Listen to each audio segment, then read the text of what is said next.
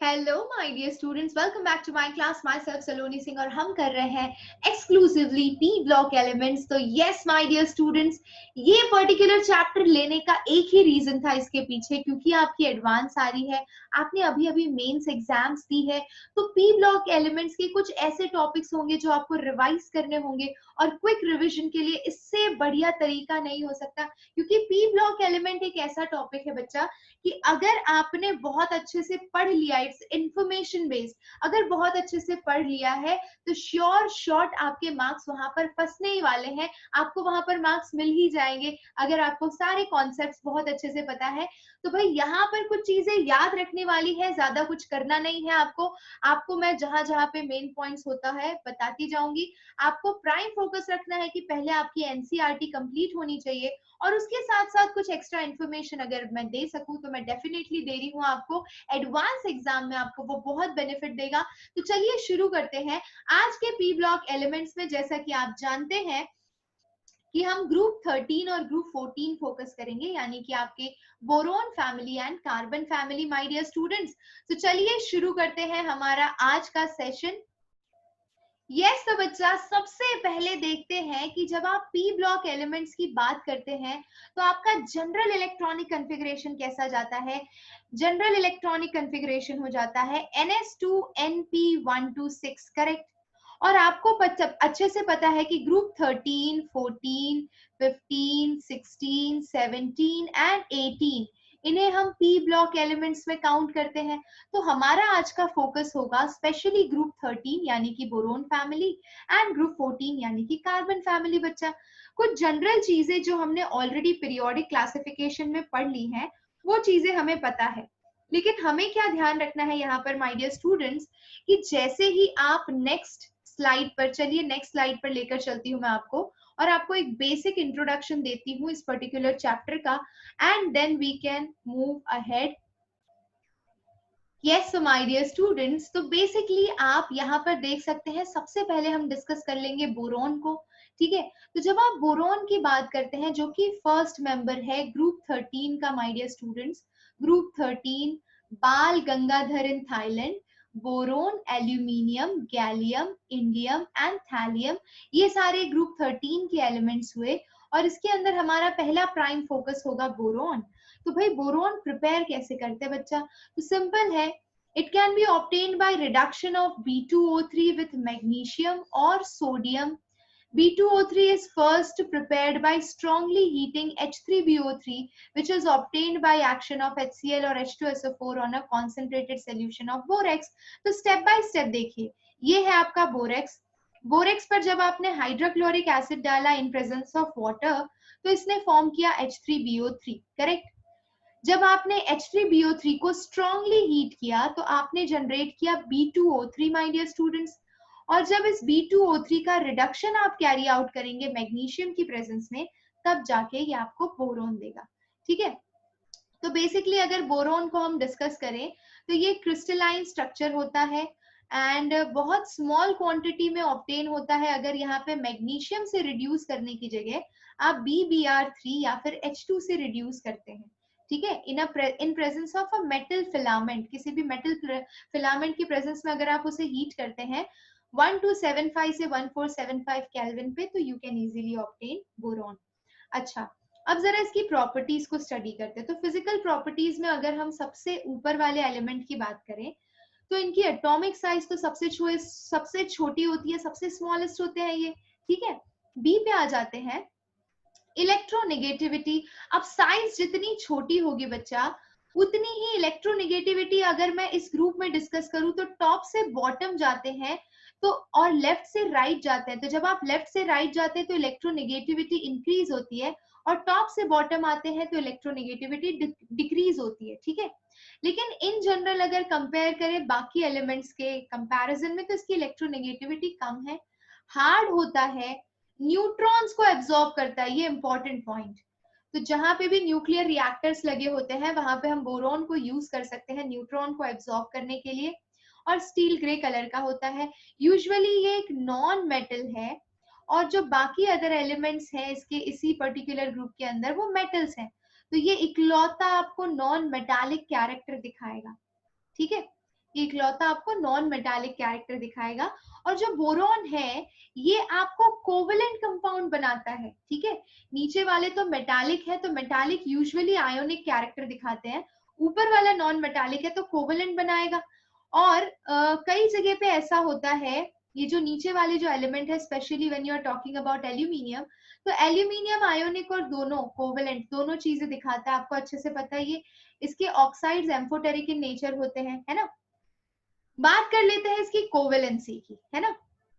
तो बोरॉन की बात करें तो ये मैक्सिमम कोवेलेंसी 4 दिखाता है, यानी 4 एटम या ग्रुप ऑफ एटम के साथ बॉन्ड हो सकता है। बाकी जो एलिमेंट्स है इसी ग्रुप के वो मैक्सिमम वैलेंसी 6 तक लेकर जा सकते हैं। और ये सब तो हमें पता है कि न्यूट्रॉन एब्जॉर्ब करता है, स्टील ग्रे कलर का होता है, डेंसिटी इसकी कितनी है, एग्जैक्ट वैल्यू याद रखने की जरूरत नहीं है, दैट्स ऑल, ठीक है। अच्छा, एक और चीज बताती हूँ, अगर मैं एक बोरोन के कंपाउंड की बात करूं, फॉर एग्जांपल BCl3 की, तो बच्चा BCl3 आपका इलेक्ट्रॉन डेफिशिएंट स्पीशीज है, क्योंकि इसके सेंट्रल मेटल एटम के पास अगर आप ध्यान से देखें तो सेंट्रल मेटल एटम के पास 3 इलेक्ट्रॉन है, और ये 3 इलेक्ट्रॉन क्लोरीन से लेता है, यानी at the end maximum central metal atom के पास 6 इलेक्ट्रॉन होते हैं, और 6 इलेक्ट्रॉन होगा तो ये इलेक्ट्रॉन डेफिशिएंट है। अगर ये इलेक्ट्रॉन डेफिशिएंट है माय डियर स्टूडेंट्स, तो सीधी सी बात है कि ये किसी से भी आसानी से इलेक्ट्रॉन एक्सेप्ट कर सकता है, इसीलिए BCl3 को लुईस एसिड कहा जाता है। क्या कहा जाता है? लुईस एसिड, क्योंकि ये इलेक्ट्रॉन डेफिशिएंट स्पीशीज है। अच्छा, कोई भी इलेक्ट्रॉन डेफिशिएंट स्पीशीज होता है वो किसी भी electron rich species, for example ammonia की बात करूं तो इसके पास लोन पेयर ऑफ इलेक्ट्रॉन होता है ना। तो क्योंकि अमोनिया के पास लोन पेयर ऑफ इलेक्ट्रॉन होता है माय डियर स्टूडेंट्स, ये इसको आसानी से लोन पेयर देकर एक टेट्राहेड्रल कॉम्प्लेक्स बना सकता है। ये कॉम्प्लेक्स आपके एनसीईआरटी में दिया हुआ है, यहाँ पर BNH3 Cl Cl फॉर्मेशन होगा, ठीक है, इस तरह से कॉम्प्लेक्स फॉर्मेशन होगा, जहां पे ये एक लुईस एसिड की तरह और ये आपका लुईस बेस की तरह बिहेव करेगा, and hence they are showing कि ये रेडिली इलेक्ट्रॉन पेयर एक्सेप्ट कर रहा है और ये रेडिली इलेक्ट्रॉन पेयर डोनेट कर रहा है। समझ गए? ठीक है, बहुत ही बढ़िया। अगर वहीं पे मैं एल्यूमिनियम की बात करूं माय डियर स्टूडेंट्स, तो एल्यूमिनियम कुछ खास कैरेक्टरिस्टिक्स दिखाता है। अगर मैं सोचूं कि BCl3 बन रहा है तो AlCl3 भी बनता होगा, है ना, हमें ऐसा लगता है कि AlCl3 भी बनता होगा, but let me tell you कि AlCl3 स्टेबल नहीं होता है ना। अगर आपने इसका क्लोराइड बना भी लिया तो वो स्टेबल नहीं होगा, और AlCl3 अपने आप को स्टेबलाइज कैसे करता है? ये अपना डाइमर बनाता है। डाइमर बनाने का मतलब देखिए, ये कन्वर्ट हो जाता है Al2Cl6 में। कैसे? ध्यान से देखिए, तो ये आपका पहला एल्यूमिनियम हुआ, ठीक है, यहीं पे आपका दूसरा एल्यूमिनियम बना लेते हैं। ये क्या करेंगे, दो आपको ब्रिज बॉन्डिंग दिखाएंगे, दो क्लोरीन के साथ, और इधर एक क्लोरीन, इधर एक क्लोरीन, इधर एक क्लोरीन और इधर एक क्लोरीन, यानी 1 2 3 4 5 6 क्लोरीन एटम्स, जिसमें ये वाला क्लोरीन अबव द प्लेन है, ये वाला क्लोरीन बिलो द प्लेन है। तो मान लीजिए ये आपका प्लेन है, ठीक है, ये प्लेन है और इस प्लेन में एल्यूमिनियम प्लेस्ड है, तो ये क्लोरीन अबव द प्लेन, ये क्लोरीन बिलो द प्लेन, और बाकी 4 chlorine atom in the plane होंगे। ये इसी प्लेन में है, ये इसी प्लेन में है, ठीक है, ये इसी प्लेन में है। सिर्फ 2 chlorine atom above and below the plane, यानी कि आउट ऑफ द प्लेन है माय डियर स्टूडेंट्स। सो भाई आपको समझ में आ गया होगा यहाँ पे कि BCl3 या फिर मैं AlCl3 की बात करूं, जो कि आपके बोरोन और एल्यूमिनियम के क्लोराइड्स हैं, वो किस फॉर्म में एग्जिस्ट करते हैं। बहुत ही बढ़िया। अच्छा, और आगे बढ़ना चाहे हम इसी चीज में तो हम और आगे बढ़ सकते हैं। चलिए नेक्स्ट स्लाइड की तरफ अग्रसर करते हैं। आई होप आपको मजा आ रहा हो बच्चों। ये सारे कॉन्सेप्ट्स ऐसे ही आपको इसी तरह से ध्यान रखने पड़ेंगे, ठीक है। तो चलिए, यस माय डियर स्टूडेंट्स, कुछ इंपॉर्टेंट रिएक्शंस पे फोकस करते हैं। हमारे बोरोन जो साहब हैं, ये किस किस तरह के रिएक्शंस दिखा सकते हैं, देखिए ध्यान से। सो भाई क्रिस्टलाइन बोरोन इतना ज्यादा एक्टिव नहीं होता है, लेकिन अमॉर्फस बोरोन बहुत रेडिली रिएक्ट करता है। दोनों तरह के बोरोन है, यानी कि बोरोन के आपके पास एलोट्रोप्स भी है, और बोरोन के जो एलोट्रोप्स हैं, है ना, बोरोन के जो आपके एलोट्रोप्स हैं वो क्रिस्टलाइन फॉर्म में है और एमॉर्फस फॉर्म में है। और क्रिस्टलाइन एमॉर्फस में से आपका क्रिस्टलाइन फॉर्म एक्टिव नहीं है, एमॉर्फस एक्टिव है। कैसे ऑक्साइड बनाता है। ये देखिए, बोरोन ऑक्सीजन के साथ रिएक्ट करके B2O3 टाइप ऑफ ऑक्साइड बनाता है, नाइट्रोजन के साथ रिएक्ट करके Bn टाइप ऑफ नाइट्राइड बनाता है ना। अब अगर मैं बात करूं इसके नाइट्राइड की, तो बोरोन का नाइट्राइड अगर आप इसे वाटर से ट्रीट करेंगे तो ये H3BO3 फॉर्मेशन करेगा माय डियर स्टूडेंट्स। और H3BO3 की अगर बात करें तो ये खुद में ही एक बहुत जोरदार कंपाउंड है, इसको क्या बोला जाता है, orthoboric acid. H3BO3 is also known as orthoboric acid along with formation of ammonia, है ना। अच्छा ये देखिए यहाँ पे एक और पॉइंट लिखा है, these above reaction accompanies red flame। तो बोरोन की जो रिएक्शन होती है वहां पे आपको रेड कलर की फ्लेम देखने को मिलती है। ये पॉइंट भी अपने दिमाग में नोट डाउन कर लीजिए। अब देखते हैं कि भाई बोरोन अगर इकलौता आपका नॉन मेटल है बच्चा, तो नॉन मेटल का रिएक्शन एसिड और बेस के साथ कैसा होता है।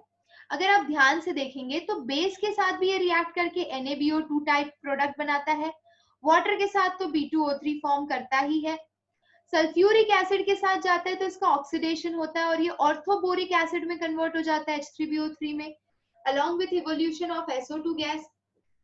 अगर मैं बोरोन को नाइट्रिक एसिड से ट्रीट करूं, अगेन इसका ऑक्सीडेशन हो जाता है। तो ये समझ लीजिए कि बोरोन को अगर आप एसिड से ट्रीट करते हैं तो उसका हो जाता है ऑक्सीडेशन, है ना।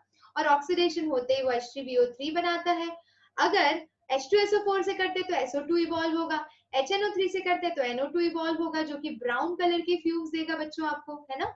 चलिए बहुत ही अच्छी बात है। अब आगे बढ़ते हैं, देखते हैं कि किस तरह से बोरोन मैग्नीशियम के साथ रिएक्ट करता है। और मैग्नीशियम से रिएक्ट करने के बाद ये डाइबोरेन फॉर्म करता है, जो कि एक इंपॉर्टेंट कंपाउंड है बोरोन का, है ना।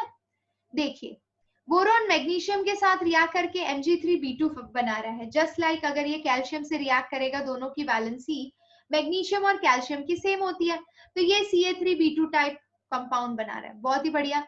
अच्छा, अब ये जो बना है, अगर मैं इसको हाइड्रोलाइज करती हूँ HCl की प्रेजेंस में बच्चा, तो ये आपको दे देगा डाइबोरेन। कौन सा borane? Diborane. Very good very good very good.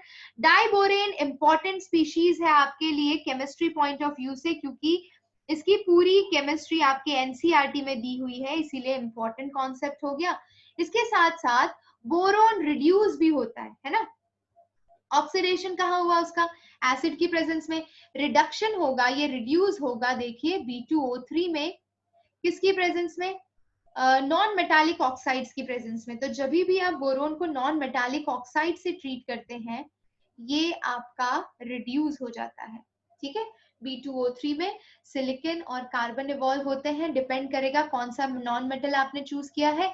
चलिए बहुत ही बढ़िया। तो ये केमिकल रिएक्शंस एक नोटबुक में बहुत अच्छे से नोट डाउन कर लीजिए आप, क्योंकि भाई बार बार रेफर करना होगा। तो अगर आप लिखते जाएंगे एक जगह तो आपके लिए भला भला होगा, बहुत भला होगा आपका। चलिए नेक्स्ट स्लाइड पर चलते हैं बच्चों। यस माय डियर स्टूडेंट्स, अब बात करते हैं पहले बोरोन कंटेनिंग कंपाउंड की, यानी कि हमारे डाइबोरेन की। Diborane, yes my dear students, B2H6 को कहा जाता है डाइबोरेन। अब क्योंकि ये एक बोरोन कंटेनिंग कंपाउंड है, तो पहले हमें इसका प्रिपरेशन चेक करना होगा बच्चा, है ना।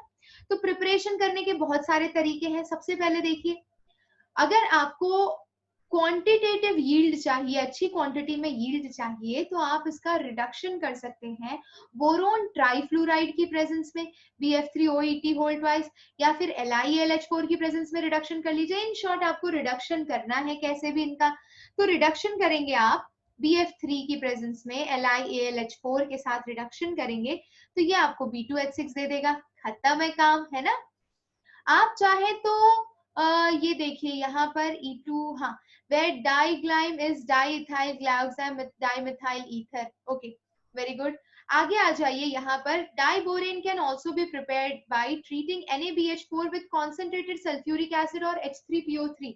ध्यान से देखिए, ये जो आपको कंपाउंड दिखाई दे रहा है NaBH4, है ना, ये रिडक्शन करता है ना। और NaBH4 को जब आप किसी एसिड से ट्रीट करते हैं तो वो आपको डाइबोरेन देता है। तो ये एज इट इज रिएक्शंस आपको एनसीईआरटी में भी दी हुई है बच्चों, तो ये थोड़ा ध्यान रखिएगा। इस तरह के रिएक्शन को। और भी रिएक्शन है, फॉर एग्जांपल अगर मुझे सिंथेसाइज करना है B2H6 तो मैं इसे NaBH4 in presence of I2 से ट्रीट करूंगी तो भी ये B2H6 along with formation of NaI and hydrogen gas evolve करेंगे। तो आयोडीन के साथ भी आप ये प्रोसेस कैरी आउट कर सकते हैं। इंडस्ट्रियल स्केल पर अगर आपको सिंथेसाइज करना है डाइबोरेन तो आप इसे BF3 से ट्रीट करिए। BF3 को अगर आपने NaH से ट्रीट किया माय डियर स्टूडेंट्स, BF3 को NaH से, तो ये देगा आपको B2H6 along with formation of NaF। Correct, आसान था।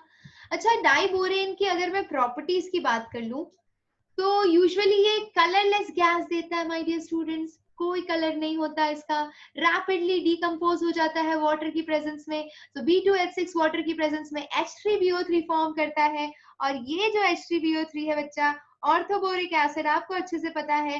तो ये जो H3BO3 आप फॉर्म कर रहे हैं along with evolution of hydrogen gas, ये जो पर्टिकुलर रिएक्शन है आप कह सकते हैं कि बहुत रेडीली फॉलो किया जाता है। ये डिकम्पोजिशन ऑफ वाटर कई बार कई सारे कॉम्पिटिटिव एग्जाम्स में ये रिएक्शन पूछी गई है, तो आप ध्यान रखिएगा इसको। साथ ही साथ ये वाली रिएक्शन भी बहुत इंपॉर्टेंट है। तो जब इसको एयर या फिर ऑक्सीजन की प्रेजेंस में बर्न किया जाता है एक्सेस क्वांटिटी ऑफ हीट में, तो इसका हीट ऑफ कंबशन बहुत हाई होता है, ठीक है। एंड दैट अगर मैं बाकी फ्यूल्स के कंपेयर में इसे कंपेयर करूं तो इसे जलाने पर बहुत ज्यादा क्वांटिटी में हीट इवॉल्व होती है, और इसीलिए इसे रॉकेट फ्यूल की तरह यूज किया जाता है। अगेन इंपॉर्टेंट क्वेश्चन, यहाँ से एक बहुत ही बढ़िया इंपॉर्टेंट क्वेश्चन फ्रेम हो सकता है बच्चा, कि क्यों इसे हम यूटिलाइज करते हैं रॉकेट फ्यूल बनाने में। That is very important. तो ये देख लीजिए, इसका हीट ऑफ कंबशन बहुत ही ज्यादा हाई है। और जितने भी हायर बोरोन आप पढ़ेंगे, हायर बोरेन्स जो आते हैं, ये बहुत ही जल्दी आग लग जाती है हवा में अगर इन्हें रख दे तो, और पानी में रेडीली हाइड्रोलाइज भी हो जाता है। यानी कि अगर मैं बात करूं B2H6 की, तो देखिए B2H6 को अगर मुझे हाइड्रोलाइज करना है वाटर की प्रेजेंस में, तो ये रिएक्शन देगा, देखिए आपको देगा BOH whole thrice plus 6H2O formation, 6H2 formation. ठीक है, इस इक्वेशन को आप बैलेंस कर लीजिए, आपका प्रोडक्ट हो जाएगा form 6। Okay, now equation is balance. तो देखिए क्या बना रहा है ना। तो इस तरह से इसके रिएक्शंस प्रोसीड करती है। ये भी रिएक्शन जरा आप नोट डाउन कर लीजिएगा। आगे बढ़ते हैं अब, है ना। यस माय डियर स्टूडेंट्स, अगले पॉइंट यानी कि थर्ड पॉइंट पर मूव करने से पहले मैं आपसे B2H6 रिलेटेड कुछ इंपॉर्टेंट चीजें डिस्कस करना चाहूंगी। फॉर एग्जांपल, अगर मैं बात करूं B2H6 का रिएक्शन किसी भी लुईस बेस के साथ, ध्यान से देखिएगा ये किस तरह से एडक्ट बनाता है, बहुत ही इंपॉर्टेंट है। अगर मैं B2H6 को बच्चा किसी भी अमाइन से ट्रीट करती हूँ, यानी कि ये देखिए NMe ले लिया है मैंने, 3 डिग्री अमाइन लिया है, तो ये अडक्ट फॉर्मेशन करता है 2BH3 NMe3 टाइम्स। करेक्ट, इस तरह का एडक्ट फॉर्मेशन करता है। इन द सेम वे अगर मैं B2H6 को कार्बन मोनोऑक्साइड से ट्रीट करती हूँ तो क्या बनाता है BH3.CO, ये भी एक एडक्ट फॉर्मेशन करता है। ठीक है, अच्छा, reaction of ammonia with diborane, अगर मैं अमोनिया के साथ बोरेन को ट्रीट करती हूँ, बहुत ही इंपॉर्टेंट, देखिएगा ध्यान से, अमोनिया के साथ डाइबोरेन का रिएक्शन, तो आपके पास B2H6 है। ठीक है, इसके मान लीजिए आपने 3 मोल लिए हैं और मैं इसे ट्रीट कर रही हूँ 6 मोल अमोनिया के साथ। देखिए क्या प्रोडक्ट मिलेगा, तो ये देगा आपको 3BH2NH3 होल ट्वाइस, यहाँ पर पॉजिटिव चार्ज आ जाएगा along with formation of BH4 minus. और जब आप इसको हीट करेंगे, क्यों ये रिएक्शन इंपॉर्टेंट है अब आपको पता चल जाएगा। जैसे ही आप इस प्रोडक्ट को या फिर इस कॉम्प्लेक्स को हीट करेंगे माय डियर स्टूडेंट्स, ये आपको दे देगा 2B3N3H6 along with formation of 12 moles of hydrogen. और ये जो फॉर्म हुआ है B3N3H6, इसे क्या बोला जाता है आपको पता है, इसको बोला जाता है इनऑर्गेनिक बेंजीन। इसे बोला जाता है इनऑर्गेनिक बेंजीन। बहुत इंपॉर्टेंट क्वेश्चन अगेन। ठीक है, अब ये जो इनऑर्गेनिक बेंजीन है बच्चा, इसको बोराजीन भी बोला जाता है। Borazine is known as inorganic benzene. तो आपको क्या क्या ध्यान रखना है, ये स्ट्रक्चर यानी कि B3N3H6 इसका नाम इनऑर्गेनिक बेंजीन है और इसे बोराजीन भी कहा जाता है, ये चीजें आपको यहाँ से ध्यान रखनी है, ठीक है। अच्छा, अब चलिए आगे बढ़ते हैं। अगर मैं बात करूं B2H6 की overall ring structure, overall structure की माय डियर स्टूडेंट्स, तो ये किस तरह का स्ट्रक्चर दिखाता है, इस पे बहुत अच्छे अच्छे क्वेश्चन बनते हैं, ध्यान से देखिए। अगर ये मेरा प्लेन है ना, इस प्लेन की अगर मैं बात कर रही हूँ और अगर मैं इस पे बोरोन प्लेस कर रही हूँ माय डियर स्टूडेंट्स, यहाँ पे है बोरोन और यहाँ पे है बोरेन, बोरेन, ठीक है, डाइबोरेन बना रहे हैं हम B2H6, ध्यान से देखिएगा, ये पहला बोरेन, ये दूसरा बोरोन, बोरोन है, डाइबोरेन बना रहे हैं, ठीक है। यहाँ पर एक हाइड्रोजन अबव द प्लेन जाएगा आपका, एक हाइड्रोजन बिलो द प्लेन जाएगा और बाकी जो हाइड्रोजन है they are in the same plane like this, है ना, इस तरह से इनका स्ट्रक्चर है। अच्छा, अब यहाँ पे याद रखने वाली कौन सी चीज है, क्या चीज पूछी जाती है बच्चा, वो देखिए आप ध्यान से। आप देख सकते हैं कि यहाँ पे BHB बॉन्ड यानी कि ये वाला और ये वाला, इसे BHB बॉन्ड 2 दिखाई दे रहे हैं आपको और BH बॉन्ड कितना दिखाई दे रहा है, BH बॉन्ड एक ही है ना, BH बॉन्ड एक इस साइड है, एक इस साइड है, एक इस साइड है, एक इस साइड है, यानी टोटल BH बॉन्ड 4 है, BHB बॉन्ड आपको 2 दिखाई दे रहे हैं, ठीक है। अब इसको और क्या कहा जा सकता है, अगर मैं ध्यान दूं तो BH बॉन्ड के पास 2 सेंटर 2 इलेक्ट्रॉन है। अगर ये बोरोन और ये हाइड्रोजन की बात करूं तो यहाँ पे 2 सेंटर है, यानी कि एक बोरोन सेंटर है और एक हाइड्रोजन सेंटर है, तो मैं बोलूंगी 2 सेंटर 2 इलेक्ट्रॉन बॉन्ड वाला सिस्टम हो गया। 2 इलेक्ट्रॉन 2 सेंटर 2 इलेक्ट्रॉन बॉन्ड कितने हैं, 4 है। 2 सेंटर 2 इलेक्ट्रॉन बॉन्ड कितने, एक तो यहाँ पे, एक तो यहाँ पे, एक तो यहाँ पे और एक तो यहाँ पे। अच्छा, वेरी गुड। अब मैं बात कर लेती हूँ 3 सेंटर, है ना, ये जो 2 ब्रिज दिखाई दे रहे हैं आपको, ये वाला ब्रिज और ये वाला ब्रिज, इसके लिए हम क्या टर्म यूज कर सकते हैं, we can use 3 centre, 3 centre हो गए, है ना, 3 सेंटर 2 इलेक्ट्रॉन बॉन्ड, है ना, तो 3 सेंटर 2 इलेक्ट्रॉन बॉन्ड कितने हैं माय डियर स्टूडेंट्स, 2 है। ये पहला बोरोन सेंटर है, दूसरा हाइड्रोजन, तीसरा बोरोन है, तो ये पहला हो गया 3 सेंटर 2 इलेक्ट्रॉन बॉन्ड और ये दूसरा 3 सेंटर 2 इलेक्ट्रॉन बॉन्ड। तो यहां से क्वेश्चन बहुत ही बढ़िया बनता है और वो मैंने आपको बता दिया इसके स्ट्रक्चर से। क्या क्या ध्यान रखेंगे आप, आपको ध्यान रखना है BHB के 2 बॉन्ड है, BH वाले 4 बॉन्ड है, BH बॉन्ड को 2 सेंटर 2 इलेक्ट्रॉन बॉन्ड कहा जाता है और आपके BHB बॉन्ड को 3 सेंटर 2 इलेक्ट्रॉन बॉन्ड कहा जाता है। तो हो गया हमारा प्रॉब्लम सॉल्व भाई, स्ट्रक्चर आ गया हमें, किसका स्ट्रक्चर आ गया, डाइबोरेन का माय डियर स्टूडेंट्स। अरे ऐसे ही करते जाओ, कोई दिक्कत नहीं है, सिंपल टेक्स्ट बुक खोलो, हर एक पॉइंट को जॉट डाउन करते जाओ, नोट डाउन करते जाओ, दूसरी तीसरी बार रिवाइज करोगे भाई, किसको याद नहीं होगा, क्यों याद नहीं होगा, है ना। तो ये सारी चीजें समझने वाली चीजें थी जो मैंने आपको बताई। अब इसमें एक और चीज मैं आपको बता सकती हूँ कि ये जो डाइबोरेन है माय डियर स्टूडेंट्स, यानी कि जो आपका B2H6 है, ये क्या बनाता है, हाइड्राइडोबोरेट्स बनाता है, क्या बनाता है, हाइड्राइडोबोरेट्स। अब ये किस बला का नाम है ना, तो देखते हैं, tetrahydroborates of several metals, for example अगर मैं लिथियम की बात करूं या फिर सोडियम की बात करूं तो उनके साथ ये बहुत अच्छे से हाइड्रिडोबोरेट्स बनाता है। देखिएगा ध्यान से, अगर मैं किसी मेटल हाइड्राइड से, अगर मैं मेटल लेती हूँ लिथियम या फिर सोडियम और उससे ट्रीट कर देती हूँ, तो ये देखिए मेटल हाइड्राइड हो गया।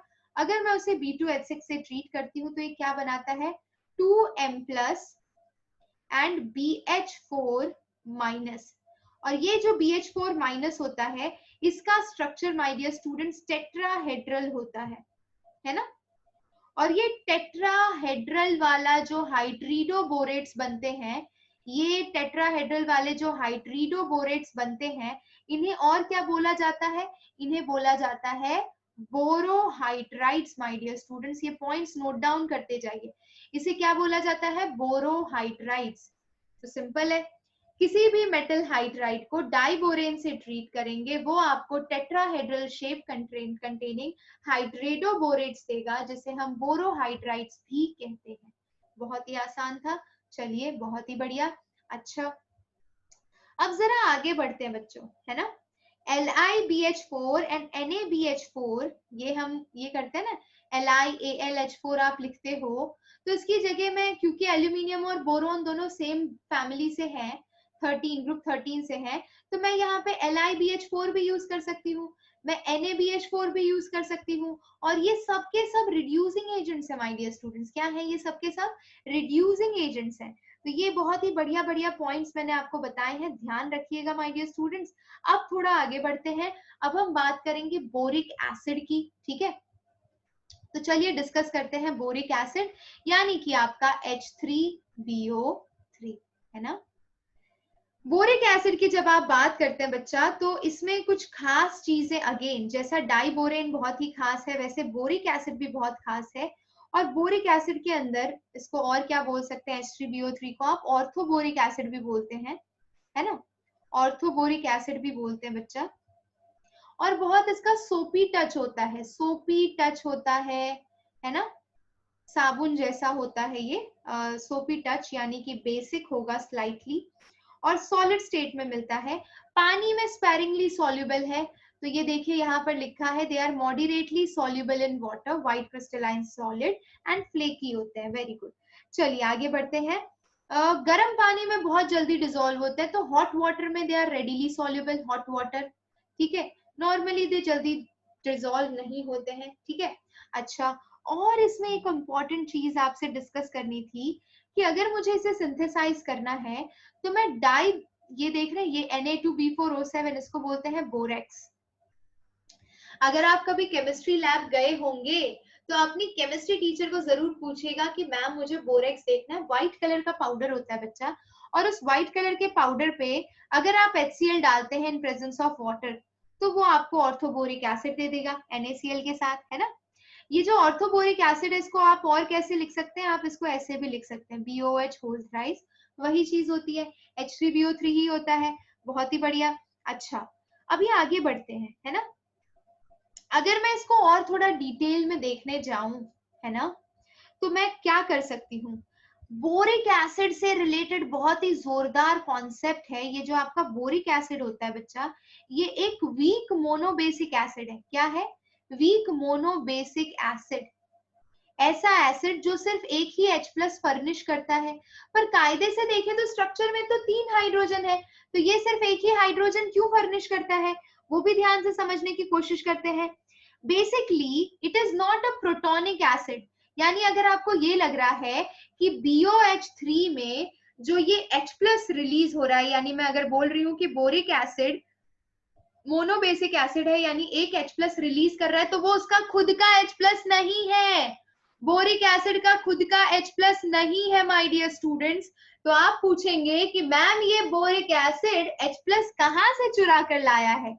मैं बताती हूँ आपको, ये बोरिक एसिड H+ कहां से चुरा के लाया है। तो जब ऑर्थोबोरिक एसिड को आप वाटर में डिसॉल्व करते हैं, है ना, HOH यानी कि वाटर में डिसॉल्व करते हैं बच्चा, तो ये बनाता है BOH 4 टाइम्स माइनस, है ना, along with evolution of H3O+।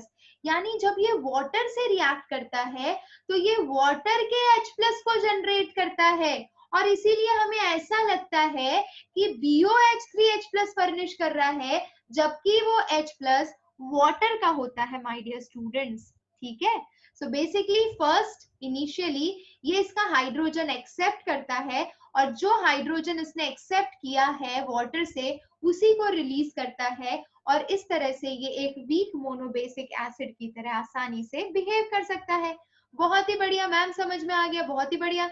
अच्छा, एक और चीज समझते हैं माय डियर स्टूडेंट्स, कि अगर आप ऑर्थोबोरिक एसिड को यानी कि अपने H3BO3 को हीट करते हैं, तो ये कन्वर्ट होता है HBO2 में, ठीक है। स्टिल आप इसे फर्दर हीटिंग करते हैं, तो ये कन्वर्ट हो जाता है माय डियर स्टूडेंट्स B2O3 में, ये हो गया आपका बोरिक ऑक्साइड।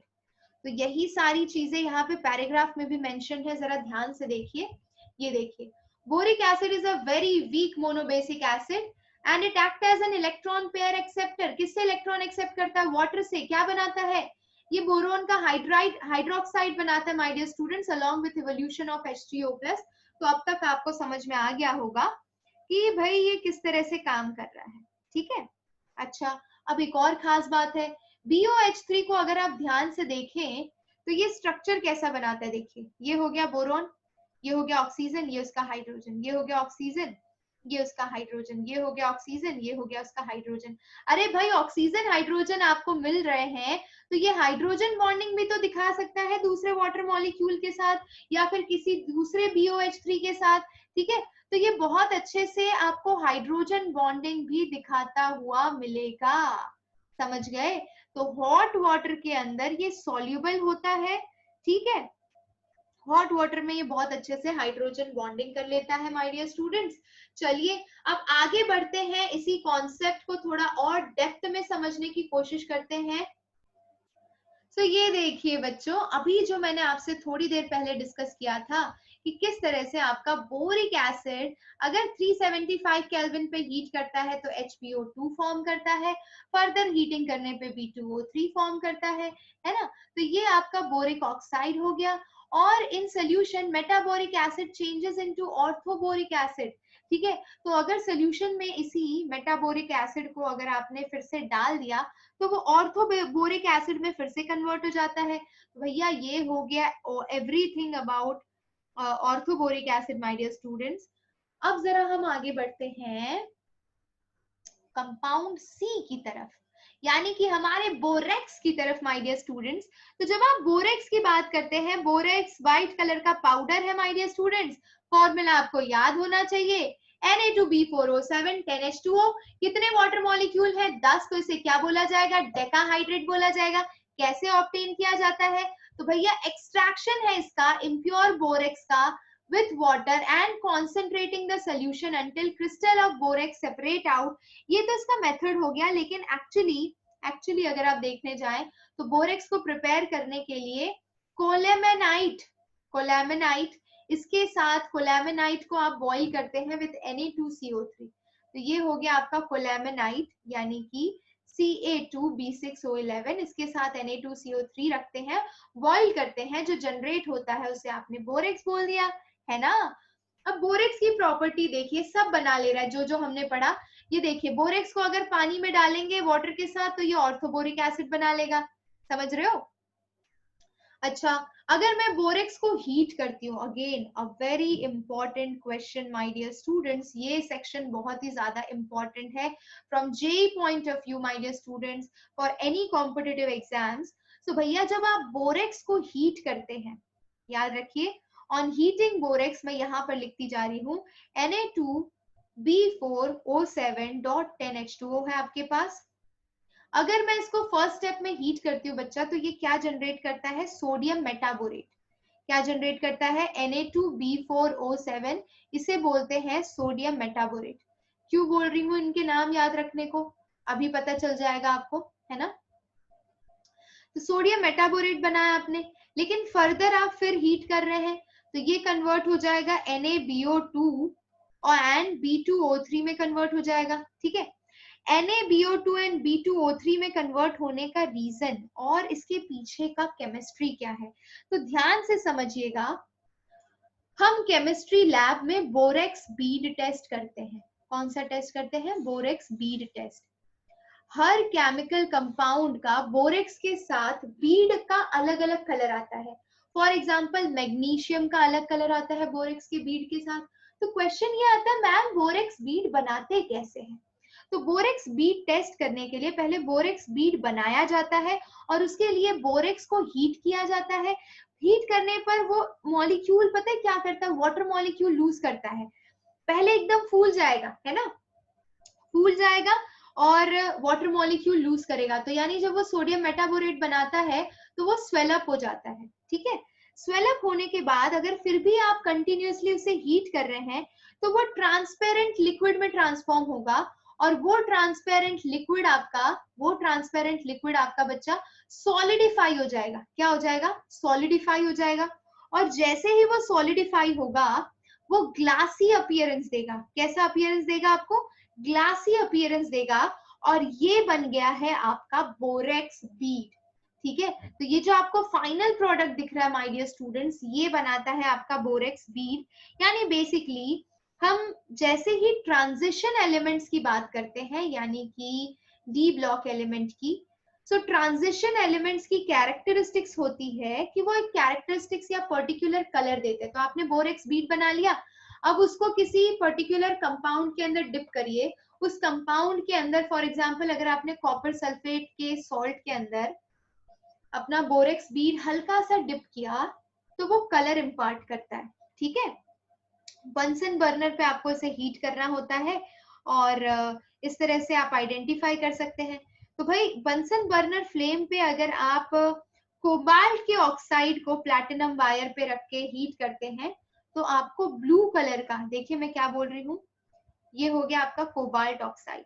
ठीक है, बंसन बर्नर पे आपने इसे हीट किया प्लैटिनम वायर पे, बोरेक्स बीड की प्रेजेंस में, है ना, बोरेक्स बीड की प्रेजेंस में कोबाल्ट ऑक्साइड को बोरेक्स बीड पर लगाया और इसको हीट किया, ये आपको देगा COBO2 ट्वाइस, है ना, और इसका आपको ब्लू कलर का फ्लेम दिखाई देगा। अगेन बहुत इंपॉर्टेंट है, एनसीईआरटी में से है ये टॉपिक, इसीलिए बहुत ही ज्यादा इंपॉर्टेंट है, और आई होप आपने इस पे बहुत अच्छे से फोकस किया है।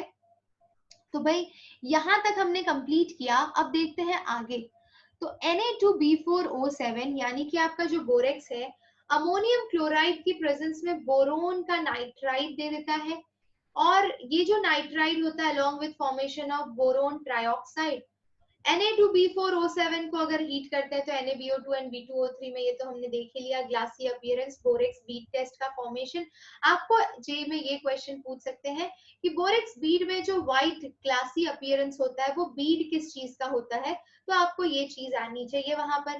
ठीक है, अगर ये चीज आती है तो उस वक्त बल्ले बल्ले करोगे और आपके 4 मार्क्स आपके पॉकेट में चले जाएंगे।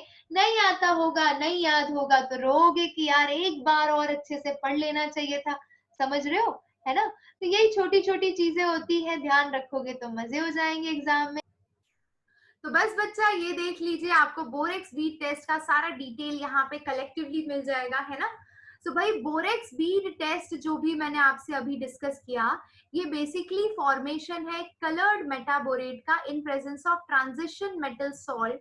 और ये बोरेक्स बीड टेस्ट यानी कि क्वांटिटेटिव क्वालिटेटिव एनालिसिस यानी सॉल्ट एनालिसिस के टाइम पे यूज होता है बच्चा। और ये जो कलर है, जो कलर डेवलप होता है, वो डिपेंड करता है ऑक्सीडाइजिंग या रिड्यूसिंग फ्लेम ऑफ बर्नर पे, बंसन बर्नर में आपने किस तरह से उसको हीटिंग दी है। ठीक है, तो अगर आपके पास कॉपर का कोई सॉल्ट है और आपने उसे बोरेक्स बीड टेस्ट के साथ कैरी आउट करने की कोशिश की है, तो वो क्यूप्रिक मेटाबोरेट देगा, और वो भी ब्लू कलर की बीड दिखाई देगी आपको। और ये बेसिकली आप हीट करते हो ऑक्सीडाइजिंग फ्लेम के अंदर, इसीलिए ऐसा फॉर्मेशन होता है आपका। ठीक है, अगर यही चीज आप रिड्यूसिंग फ्लेम में करते हो, ठीक है, कार्बन की प्रेजेंस में, तो the coloured salt is reduce to colourless cuprous metaborate. बहुत इंपॉर्टेंट चीज नोट डाउन करिए ध्यान से, अगर आप इसे ऑक्सीडाइजिंग फ्लेम में हीट करते हैं तो आपको यहाँ पे क्यूप्रिक मेटाबोरेट मिलता है, और अगर आप रिड्यूसिंग फ्लेम में इसे रिड्यूस करते हैं तो आपको क्यूप्रस मेटाबोरेट मिलता है। तो क्यूप्रिक एंड क्यूप्रस याद रखिएगा एग्जाम के लिए। ये देखिए आपका CuBO2 whole twice to NaBO2 की प्रेजेंस में और कार्बन की प्रेजेंस में आपने इसे रिड्यूस किया, तो आपको ये प्रोडक्ट फॉर्म हुआ। ठीक है, and to metallic copper and hence bead become dull red and opaque, है ना। तो यहाँ पे अगर आप रिड्यूसिंग फ्लेम में यही चीज करते हैं तो आपका जो बीड कलर आएगा वो डल रेड कलर का आएगा, ये ओपेक होगा, ट्रांसलूसेंट होगा, ओपेक होगा, यानी आप उससे आर पार नहीं देख पाओगे। ठीक है, तो ये चीजें ध्यान रखनी है यहाँ पे। ये रिएक्शंस आपके लिए बहुत ही ज्यादा इंपॉर्टेंट, मोस्ट इंपॉर्टेंट रिएक्शंस हैं। ठीक है, तो भाई इसी के साथ हमने बोरोन फैमिली से रिलेटेड सारी इंफॉर्मेशन को कलेक्ट कर लिया है। इंफॉर्मेटिव सेशन था ये, मैं यही कहूंगी, क्योंकि हम ये कह सकते हैं कहीं पे भी लॉजिक नहीं होता पी ब्लॉक एलिमेंट्स के अंदर, आपको सब चीजें ध्यान ही रखनी होती है माय डियर स्टूडेंट्स। सो बिल्कुल भी टेंशन मत लिया करिए, ऐसे टॉपिक्स में बैठ के शांति से एक बार निकाल लिया करिए, ठीक है। कार्बन फैमिली स्टार्ट करते हैं, हमें नेक्स्ट क्लास में भी कार्बन को थोड़ा सा कंटिन्यू करना पड़ेगा। कार्बन की आप बात करते हैं तो ग्रुप 14 को बिलोंग करते हैं, यानी कि कार्बन फैमिली। काशी, carbon, silicon, germanium, tin and lead, है ना। टिन यानी Sn एंड लेड यानी कि आपका Pb। Carbon, silicon, germanium, tin and lead, ये हो गया आपके ग्रुप 14 के एलिमेंट। और जो ग्रुप 14 के एलिमेंट की बात कर रहे हैं, तो ये तो भाई अलग अलग फॉर्म में एग्जिस्ट करते हैं, different physical forms are there. Carbon के अलग अलग फॉर्म्स आपको अच्छे से पता है। इनकी केमिकल प्रॉपर्टीज, जब भी आप किसी एलोट्रोप की बात करते हैं, ठीक है, तो एलोट्रोप्स के अंदर फिजिकल फॉर्म अलग होता है, फिजिकल फॉर्म्स अलग होते हैं इनके।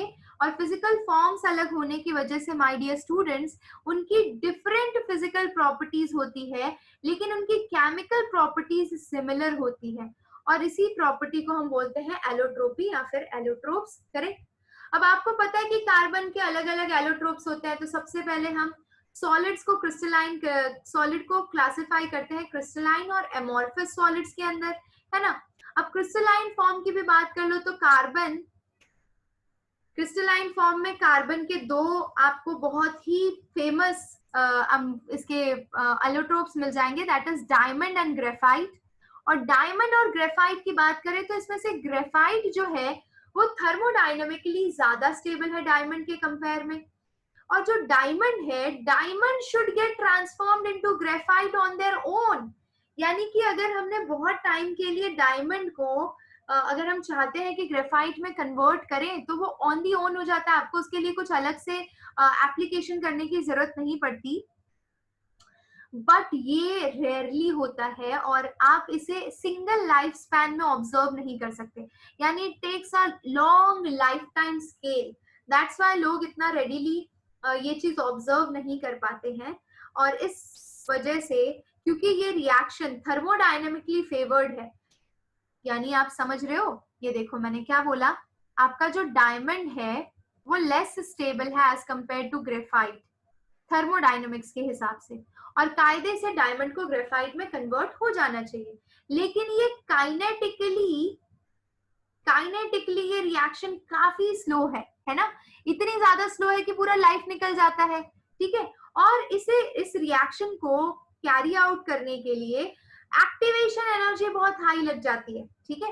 तो ये कुछ फैक्टर्स हैं जिसकी वजह से आप अपने लाइफ टाइम में ये चीज ऑब्जर्व नहीं कर पाते कि भाई ग्रेफाइट और डायमंड किस तरह से एक दूसरे में ट्रांसफॉर्म होते हैं, है ना।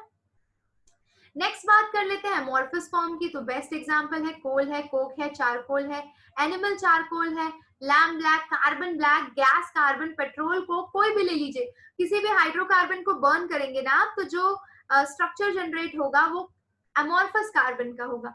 क्रिस्टलाइन का ऑर्डर्ड स्ट्रक्चर होता है, अमोर्फस का डिसऑर्डर्ड स्ट्रक्चर होता है, ये मेजर डिफरेंस है दोनों के अंदर, ठीक है। I hope you got this concept. चलिए अब थोड़ा सा और आगे बढ़ते हैं, एक और स्लाइड को कंप्लीट करते हैं। यस माय डियर स्टूडेंट्स, चलिए आ जाते हैं, डिस्कस कर लेते हैं कि हमारे डायमंड का और ग्रेफाइट का स्ट्रक्चर कैसा होता है। तो भाई डायमंड का बचपन से पढ़ते आ रहे हैं कि डायमंड के स्ट्रक्चर में आपका हर एक carbon atom is linked to another 4 carbon atoms, यानी कि टेट्राहेड्रली लिंक्ड है, और ये कार्बन आपका sp3 हाइब्रिडाइज्ड होता है, करेक्ट है ना। अब जितने भी बाकी कार्बन एटम्स हैं ये सिंगल कार्बन एटम से सिंगल बॉन्डेड होते हैं, है ना। And this lead to a 3 dimensional network, ये पूरा केज स्ट्रक्चर फॉर्म हो जाता है, क्योंकि ये कार्बन एटम अगेन 3 और कार्बन एटम से लिंक्ड होता है, ठीक है। ये कार्बन एटम फिर से 3 और कार्बन एटम से लिंक्ड होता है, ठीक है। तो इस तरह से ये चेन एकदम नेटवर्क स्ट्रक्चर बना लेती है, डायमेंशनल 3 डायमेंशनल नेटवर्क फॉर्म कर लेती है, और इसी वजह से कहा जाता है कि डायमंड बहुत ही ज्यादा हार्ड होता है, इसका मेल्टिंग पॉइंट हाई होता है, बॉइलिंग पॉइंट हाई होता है, ठीक है। और इसके अंदर एक और प्रॉब्लम है, प्रॉब्लम क्या है कि इलेक्ट्रिसिटी बिल्कुल भी कंडक्ट नहीं कर सकता, क्यों, क्योंकि इसके सारे जो इलेक्ट्रॉन्स हैं वो बॉन्डेड हैं, एक भी वैलेंस इलेक्ट्रॉन इसका फ्री नहीं है, सब कोवेलेंट बॉन्ड में यूटिलाइज्ड हैं, और इसीलिए इलेक्ट्रिसिटी कंडक्ट नहीं कर पाता है, समझ रहे हो, है ना। आसान था। ग्रेफाइट की बात वहीं पे करते हो, तो ग्रेफाइट के अंदर हर एक carbon atom is linked to another 3 carbon atom, ये देखिए अगर ये कार्बन एटम है तो ये यहाँ से भी कार्बन से लिंक है, यहाँ से और यहाँ से, तो चौथी वैलेंसी कहाँ गई? तो चौथी वैलेंसी होती है डबल बॉन्ड के फॉर्म में, और ये जो डबल बॉन्ड होता है बच्चा, आप इसे इजीली ब्रेक कर सकते हो और उसके इलेक्ट्रॉन्स को फ्री कर सकते हो, और इस इलेक्ट्रॉन के फ्री होते ही, इलेक्ट्रॉन के डीलोकलाइज होते ही माय डियर स्टूडेंट्स, वो इलेक्ट्रिसिटी कंडक्ट कर सकता है और बन जाता है गुड कंडक्टर ऑफ इलेक्ट्रिसिटी। तो presence of double bond character in this case is important for its electrical conductivity. Very good. अच्छा, अब एक और चीज है, अगर आप डायमंड को और ग्रेफाइट को कंपेयर करो तो डायमंड वो भाई हो गया जो बड़ा ही हरिष्ट पुष्ट है, एकदम मस्त है, और दूसरा ग्रेफाइट हो गया वो एकदम सॉफ्ट है माय डियर स्टूडेंट्स। तो ये क्यों डिफरेंस आया? तो भाई ग्रेफाइट का स्ट्रक्चर देखोगे तो ये शीट स्ट्रक्चर दिखाई देगा आपको, इस तरह से शीट स्ट्रक्चर दिखाई देगा जो एक के ऊपर एक प्लेस्ड है। ये देख रहे हो, ये एक के ऊपर एक प्लेस है शीट स्ट्रक्चर, और एक के ऊपर एक प्लेस होने की वजह से ये देखिए ये हेक्सागन बनाया मैंने, this structure is your hexagon. तो एक रेगुलर हेक्सागन है in the form of flat parallel layers.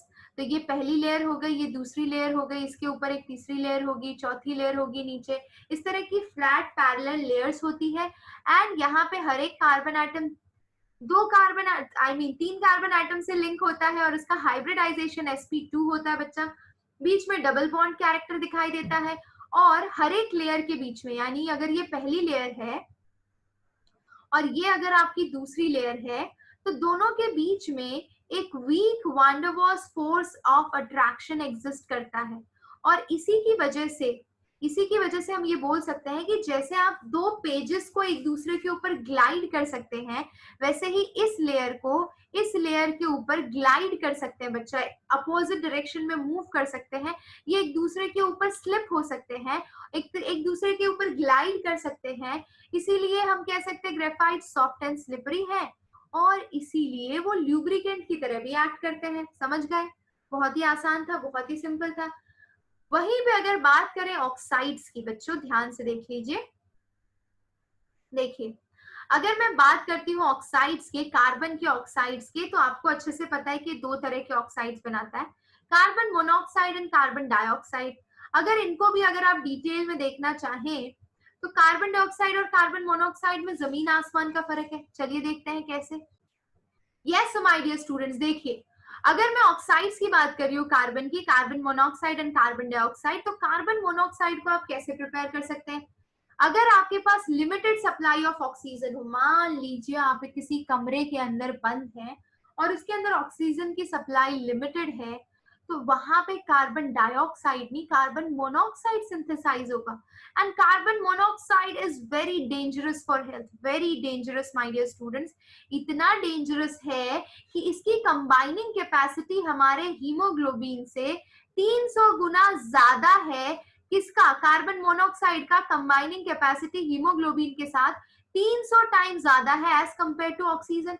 Oxygen के कंपेयर में हीमोग्लोबिन का कार्बन मोनोऑक्साइड के साथ कंबाइन होने की कैपेसिटी 300 गुना ज्यादा होने की वजह से ये ऑक्सीजन को हीमोग्लोबिन के साथ कंबाइन ही नहीं होने देता, और फिर आपकी बॉडी सफोकेट करती है।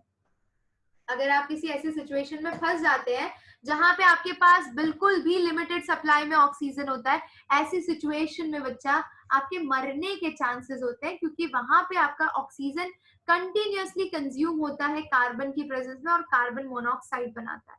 ठीक है, स्पेशली अगर आप कोई सिगड़ी जला रहे हैं या फिर आप कैंप फायर कर रहे हैं और दरवाजे सारे बंद कर रखे हैं, ऑक्सीजन सप्लाई प्रॉपर नहीं है, तो आपके मरने के चांसेस हाई हैं, क्योंकि आप सफोकेट करेंगे ऑक्सीजन के लिए, क्योंकि हीमोग्लोबिन कार्बन मोनोऑक्साइड के साथ चला जाएगा। चलिए अब आगे बढ़ते हैं।